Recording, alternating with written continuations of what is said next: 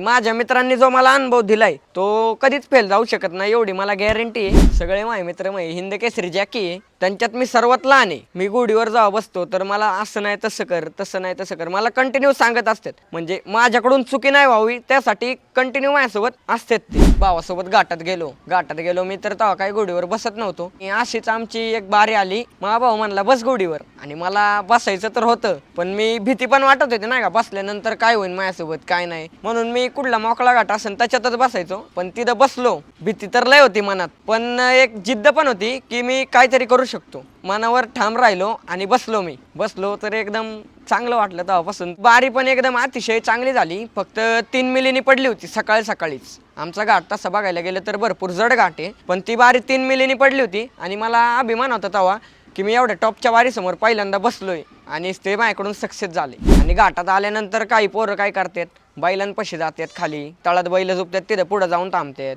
कोणता बैल कधी काय करू शकतो सांगता येत नाही, कारण बैल घाटात तळात आल्यावर सगळे ॲग्रेसिव्ह राहतात। म्हणून माझ्या वयाचे पोरांनी खरं तर टाळा खाली आहे ना, आता भितडावरून बघा कसे झोपतात बैल, कसं काय नाही। आणि काही पोरं आळ्यात पण थांबतात, आणि पहिलं गुढी ती स्पीडनी वरतून बैल येतात मागून 4, गुढी खाली पोरं येतात, परत बैलांखाली पोरं आली, तुम्हालाच दुखापत होईल, परत घरचे काय बोलतील, बैलगाड्याला गेला आणि लागून घेतलं। त्यासाठी तुम्ही वरती बसा, वरतून बघा, बाकी काय नाही।